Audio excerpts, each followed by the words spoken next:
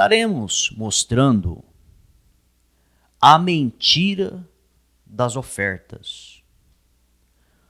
Como tem sido distorcido nos dias atuais as ofertas que os pregadores e pregadoras pedem. Lembrando que a oferta, desde já, nós vamos mostrar para você que, de acordo com o cristianismo, a oferta deve ser feita voluntária, ou seja, é o que a pessoa sente, é o que a pessoa tem condições. E lembrando que é algo particular entre a pessoa e Deus, a oferta que ela vai fazer. Não é algo que o pregador estipula. Diz assim a palavra de Deus, 2 Coríntios, capítulo de número 9, versículo de número 7, diz assim: cada um contribua segundo tiver proposto no seu coração.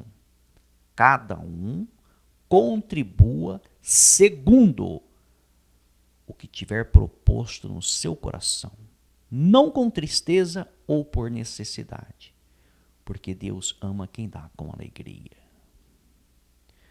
Ou seja, vemos que no Novo Testamento as ofertas eram de acordo com o que cada pessoa colocava no coração. Então, se você for também estudar o Antigo Testamento, você também vai ver que a oferta era algo voluntário. Quando Moisés foi construir o tabernáculo no deserto, ele pediu para que as pessoas trouxessem oferta de livre e espontânea vontade. E as pessoas traziam as suas ofertas de livre e espontânea vontade. É como um presente.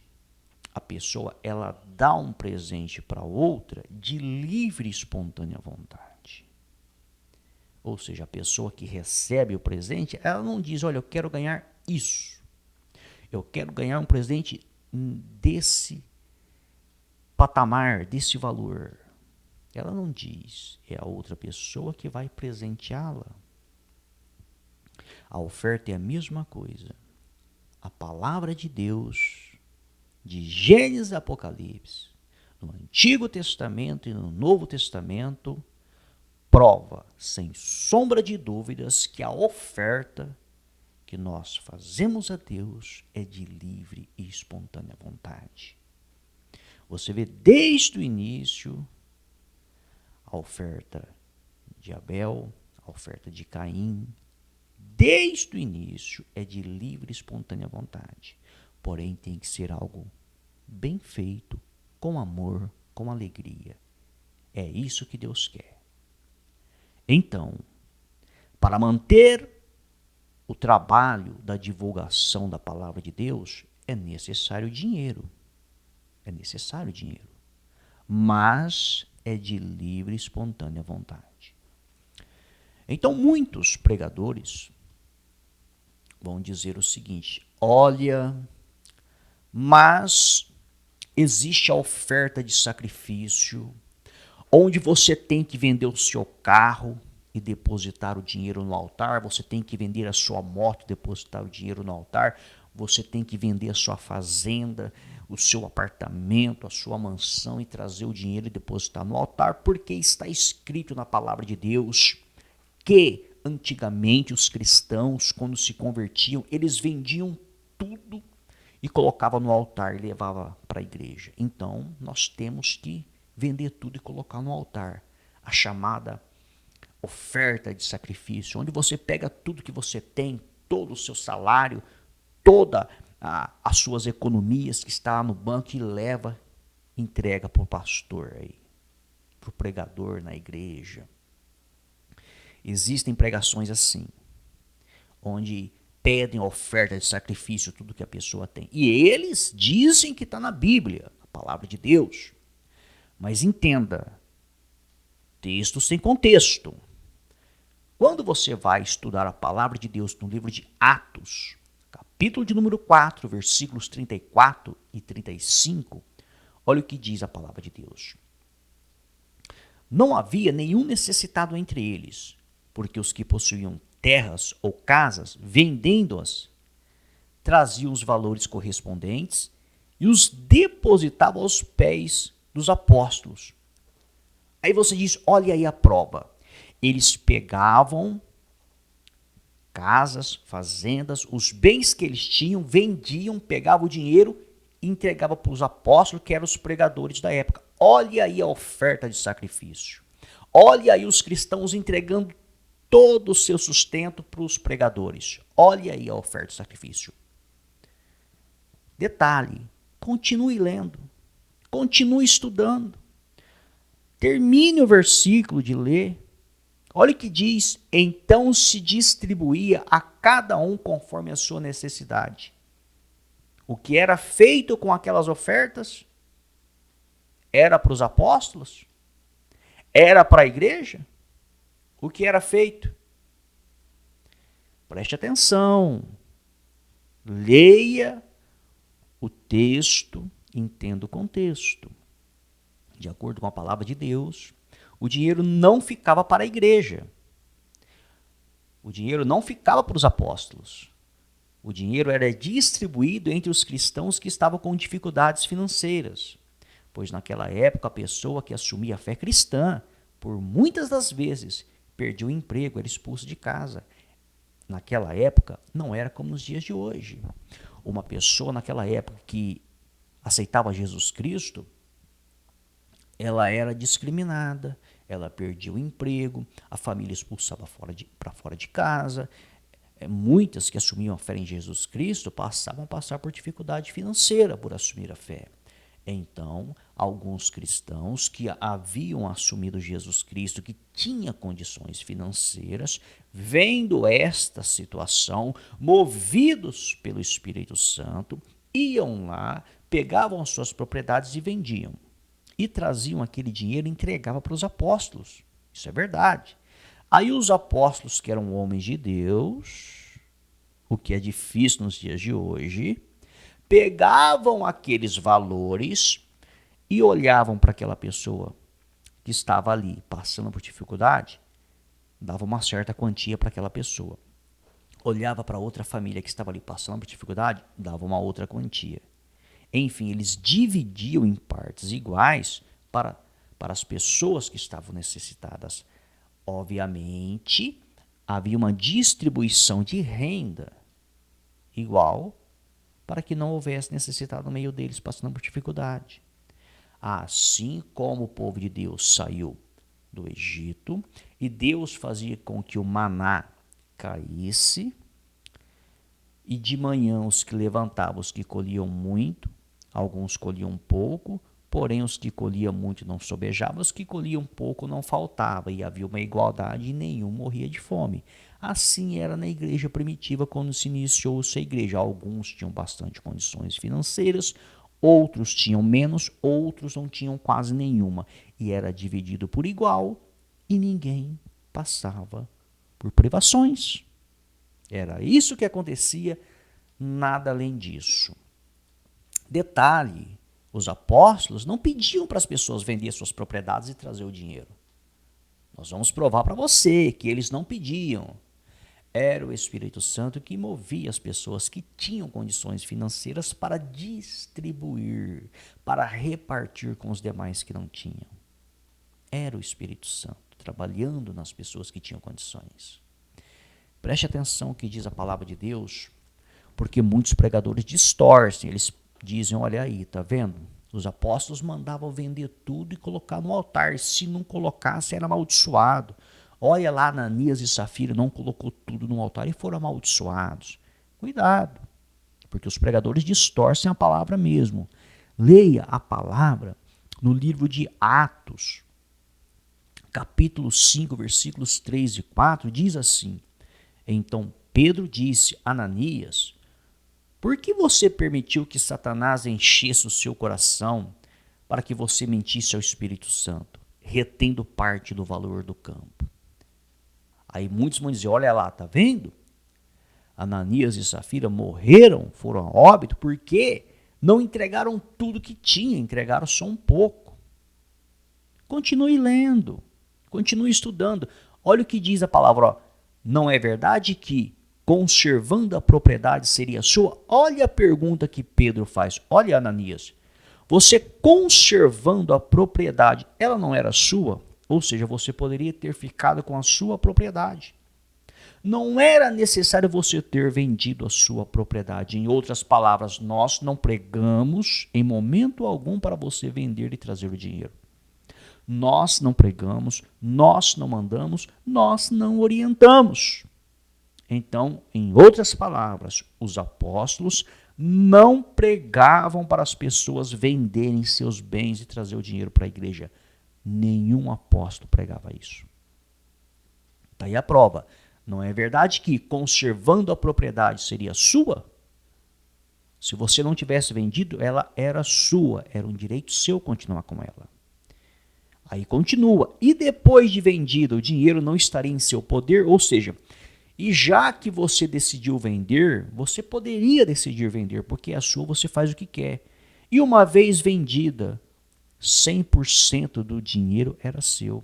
Olha aí uma brecha para que o apóstolo Pedro dissesse em relação a dízimo. Olha aí, Ananias, já que você vendeu, era só devolver 10% e ficar com 90%. Não, Pedro não disse isso, Pedro não pediu dízimo do dinheiro. Pedro disse, olha, se você vendeu, 100% era seu por direito. Você não tinha que trazer nada para a igreja. Primeiro, nós não mandamos você vender, nós não pregamos. Você tinha o direito de vender ou não vender. E já que você decidiu vender, 100% do dinheiro era seu. Você não tinha que trazer nada para a igreja, porque não existe lei que obrigue uma pessoa a vender sua propriedade e ofertar, e não existe lei que obrigue uma pessoa, mesmo que venda e mesmo que ganhe dinheiro, a trazer dinheiro na igreja. Não existe lei. Olha o que Pedro está dizendo. Aí Pedro continua, por que você decidiu fazer uma coisa dessas? Ou seja, você não mentiu para os homens, mas para Deus. Aí Pedro disse, olha, Ananias, o problema, meu amigo Ananias, foi que você fez uma promessa para Deus que iria vender a sua propriedade e iria ofertar tudo. Você abriu a sua boca e prometeu, então você deveria cumprir o que você prometeu. Porém, Ananias, você fez uma promessa. Entre você e Deus, nós, apóstolos, pregadores, não temos nada a ver com isso. Nós não mandamos você vender, nós não mandamos você trazer o dinheiro, nós não mandamos você fazer nada. Foi você que abriu a sua boca e fez uma promessa para Deus que iria vender e iria ofertar. Aí, a partir do momento que você abriu a sua boca e prometeu, você deveria ter cumprido. Lembrando que você prometeu porque você quis. É entre você e Deus. Nós não temos nada a ver com isso. Então, a palavra afirma que ninguém pediu para Ananias e Safira vender a propriedade e ofertar o valor. É a palavra que diz, não sou eu. O problema foi que eles fizeram uma promessa para Deus e não cumpriram. A palavra diz que é melhor não prometer do que prometer e não cumprir. Abra sua mente. Em momento algum, Jesus ensina a pessoa a vender tudo e entregar dinheiro em igreja. Em momento algum, os pregadores ensinavam isso, os apóstolos. Nem Jesus, nem os apóstolos, nem os profetas. Aí muitos pregadores vão bater, mas tem a oferta da viúva pobre que ofertou tudo que tinha e Jesus aplaudiu. Olha aí a oferta de sacrifício. Vamos ler? Vamos estudar o contexto da história? Vamos ver se realmente Jesus ensina isso? A vender tudo, pegar tudo que tem e dar o dinheiro? Marcos, capítulo 12, versículos 42 ao 44. Diz assim, vindo, porém, uma viúva pobre, lançou 2 pequenas moedas correspondentes a 1 quadrante. E chamando seus discípulos, Jesus disse, em verdade lhes digo que esta viúva pobre lançou na caixa de ofertas mais do que todos os ofertantes. Porque todos eles deram daquilo que lhes sobrava. Ela, porém, da sua pobreza deu tudo o que possuía, todo o seu sustento. Olha aí. Então muitos vão usar essa passagem e vão dizer, está vendo? Olha como que Jesus gosta de uma pessoa que faz isso. Realmente, aquela viúva ofertou tudo o que tinha. Porém, em momento algum, Jesus Cristo pediu para ela fazer aquilo. Ela fez de livre e espontânea vontade. Jesus sentou ali e ficou observando. Em momento algum, a palavra diz que Jesus sentou ali e começou a pregar e a dizer, olha, você que tem fé, você que crê, para pegar tudo que você tem e vir depositar o seu dinheiro aqui e ficar na dependência de Deus. Você crê, você tem fé, manifeste a sua fé, faça isso. Pega o seu melhor, pega tudo que você tem e vem aqui e coloca no altar. Em momento algum Jesus disse isso. Jesus ficou quieto, só olhando, só observando. E ela, de livre e espontânea vontade, quis pegar o que ela tinha ali, que era o sustento para o mês inteiro, e colocar. Mas em momento algum a palavra diz que Deus abençoou ela. Em momento algum a palavra diz que ela recebeu 10 vezes mais, 100 vezes mais, em momento algum. Morre ali a história. A palavra não fala se ela passou por dificuldade ou se não passou, se ficou sem comer ou se não ficou, se Deus abençoou ou se não abençoou, se abriu porta ou se não abriu. A palavra não fala mais nada. Morre ali a história. A história fala que tudo que ela tinha, ela entregou, sem ninguém pedir. Mais uma vez, foi uma oferta de livre e espontânea vontade. A oferta de livre e espontânea vontade é entre a pessoa e Deus. Cada um sabe o que deve ser feito. Cada um sente o que tem que ser feito. É entre a pessoa e Deus, sem ninguém induzir. É por isso que a oferta não pode ser estipulada. Olha, oferta de 10, de 50, oferta de 100, oferta de 500, de 1.000, de 1 milhão. Como que o pregador estipula um valor de uma oferta se a palavra de Deus não ensina a estipular valores? Como? Como que o pregador estipula um valor, independente do nome que ele coloca, viu? Ele pode colocar como voto. Vamos fazer um voto de 100, um voto de 500, um voto de 1.000, um voto de 1 milhão.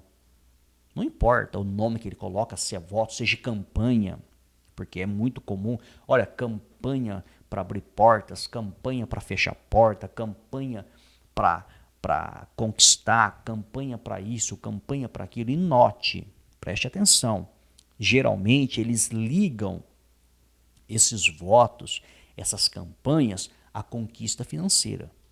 Nunca é para outra coisa, é sempre para conquista financeira. Vamos fazer um voto para Deus abrir portas, vamos fazer um voto para prosperar, vamos fazer uma campanha para isso, uma campanha para aquilo, é sempre visando conquista financeira.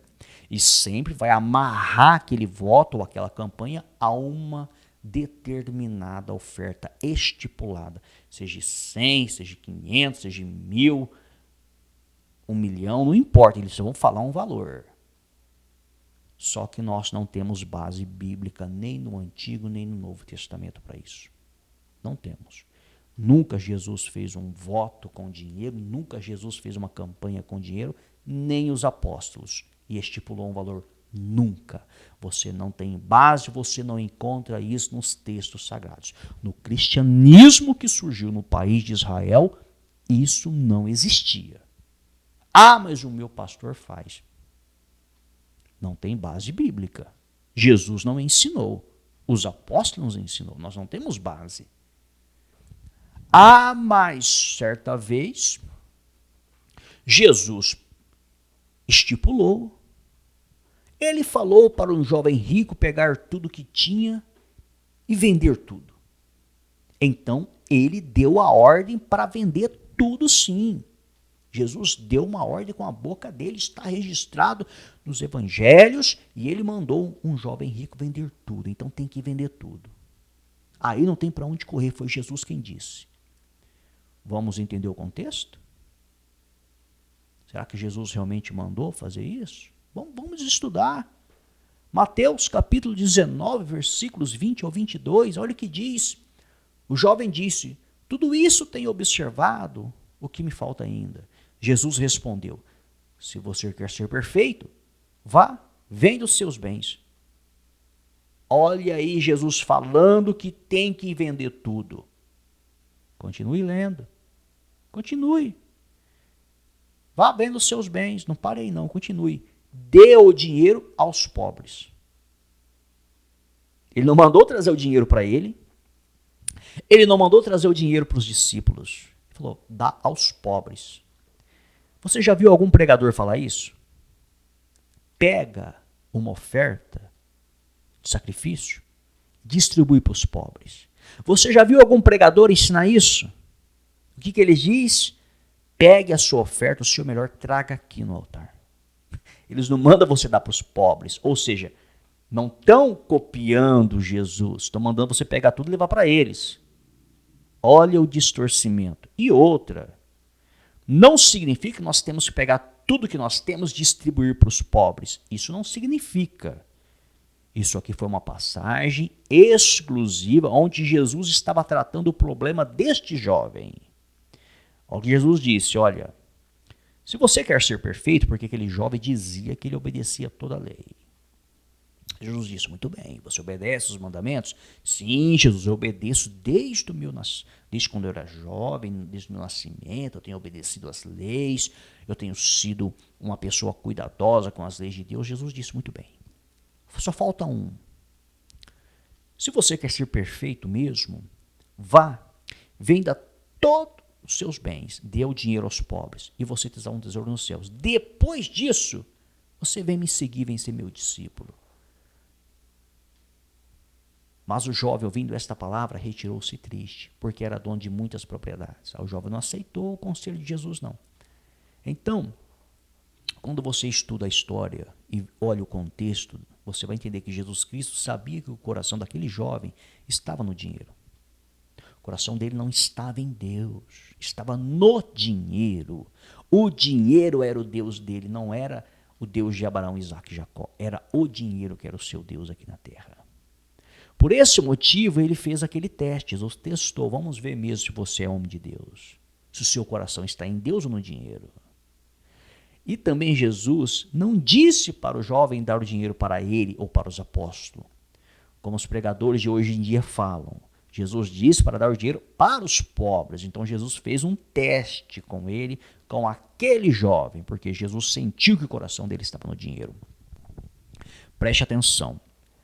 Abraão era próspero, tinha dinheiro, era considerado um homem rico para a sua época. Porém, o que Abraão tinha nos dias de hoje já não era considerado, já não seria mais considerado rico. Mas para aquela época, Abraão era rico. Como se diz, em terra de cego, quem tem um olho é rico.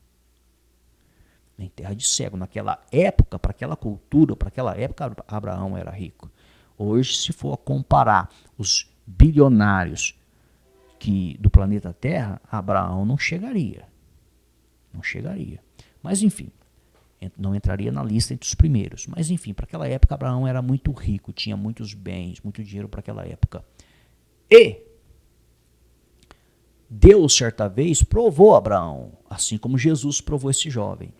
Deus poderia ter dito a Abraão, pega todos os seus bens, sacrifica, dê aos pobres. Se Deus tivesse pedido, Abraão tinha dado. Porque o amor de Abraão não estava nos bens. Mas Deus percebeu que o amor de Abraão estava em Isaque, seu filho, seu único filho. Então Deus disse, já que o seu amor está no seu filho, eu quero ver se o seu amor é maior por mim ou pelo seu filho. Ofereça-me a mim em holocausto, seu filho. Deus provou no filho, não no dinheiro, porque sabia que o coração dele não estava no dinheiro. Sabia que ele tinha amor pelo filho. E ele provou. Eu amo meu filho Isaque, mas o amor que eu tenho pelo Senhor é maior. Então eu abro mão do meu filho. E Abraão partiu para o sacrifício. E ele iria sacrificar aquela criança. Porque ele acreditava que Deus era poderoso para, depois de morto, seu filho, e queimado, virado cinza, Deus o ressuscitaria para cumprir com a sua promessa, que faria dele uma grande nação, que os seus descendentes seriam grandes. e numerosos como as estrelas do céu e como os grãos de areia de uma praia. Então entenda, Deus não pediu para sacrificar o dinheiro, pediu para sacrificar o filho. Então entenda que em momento algum, nem no Antigo Testamento e nem no Novo Testamento, você vai ver nem o Deus Pai, nem o Deus Filho, nem o Deus Espírito Santo falando para uma pessoa: venda tudo que você tem e dê o dinheiro para a obra de Deus. Em momento algum, nem profeta, nem apóstolo, nem Deus Pai, nem Deus Filho, nem Deus Espírito Santo ensinou isso. Mas os pregadores fazem isso. Paciência. A palavra diz que nos finais dos tempos haveriam falsos profetas, falsos doutores, falsificadores da palavra de Deus que viriam e enganariam a muitos. Infelizmente, eles estão por aí, enganando a muitos. Cai quem quer. O golpe está aí. Cai quem quer. Se você estudar e entender, você vai ver. Não existe base bíblica para isso. E eles usam muito isso. Olha, os que com lágrimas semeiam, com júbilo ceifarão. É bíblico. Então, quando você faz uma oferta de sacrifício, você sente aquela oferta, era um dinheiro para você pagar uma conta, olha, era tudo que você tinha. Quando você faz isso, você semeia com lágrima. Você semeou na obra de Deus com lágrima, doeu. Você vai ceifar com júbilo, porque é a promessa de Deus. Muitos falam isso. Ok, é bonito, não é? Vamos estudar a palavra de Deus? Vamos para Salmos, Salmo 126, se você quiser interpretar como capítulo 126, também não tem problema. Salmo 126, versículos 5 e 6, olha o que diz: os que com lágrimas semeiam, com júbilo ceifarão. Oh, glórias! Está escrito mesmo. Quem sai andando e chorando enquanto semeia, voltará com júbilo, trazendo seus feixes. Glórias, está escrito. Então vamos fazer oferta de sacrifício, vamos dar o nosso melhor. E Deus vai abençoar. Vamos plantar a semente. O chão só dá se a gente plantar. Se a gente não planta, a gente não colherá. Mas o chão só dá se a gente plantar. Se a gente não planta, o chão não dá. Eles até cantam essa musiquinha na hora da oferta. Batem palma. Vamos ver o que a palavra de Deus diz? Vamos estudar o contexto da época. Vamos entender o que o autor quis dizer. Vamos entender a cultura da época. De acordo com o contexto geral, o autor está se referindo aos agricultores que semeavam as sementes no Negueb, uma região árida do sul de Judá com os seus canais secos. A semente era lançada em terra seca, por esse motivo era lançada com lágrimas, pois se não viessem as torrentes do Negueb, eles iriam perder todo o trabalho. Porém, quando as torrentes do Negueb vinham, eles colhiam com abundância, por esse motivo ceifavam com júbilo. Isso é história. Isso é ciência. Isso não tem nada a ver com ofertar dinheiro na igreja. Texto sem contexto. O golpe está aí. Cai quem quer. Então, meu amigo e minha amiga, você vê que as passagens que eles usam para que você venha fazer ofertas com valores estipulados, seja esses valores baixos ou altos, porque o que é baixo para um é alto para outro. Tem pessoa que R$10 para ela é muito. Tem pessoas que R$1 milhão para ela é pouco. Então, quando um pregador estipula um valor de oferta, seja R$1, seja R$10, seja R$50, seja R$100, R$500, R$1.000, R$1 milhão, não importa. Quando ele estipula um valor de oferta, olha, oferta de X, não importa o nome, olha, vamos fazer um voto de X, vamos fazer uma campanha de X, não importa a finalidade. Estipulou o valor de oferta, está fora da palavra de Deus, está fora. Está errado, está indo contra os ensinamentos dos profetas dos apóstolos, do Deus Pai, Filho e Espírito Santo. Está fora, está errado. Contra fatos não há argumento. Pode ser o pregador que for. Pode ter cursado a melhor faculdade de teologia. Pode ser um doutor em teologia. Pode ser quem for. Eu não respeito, não tenho o meu respeito. E eu tenho base bíblica para falar isso. Estipulou o valor de oferta. Está errado. Não importa quem seja, está errado. Não tem base bíblica.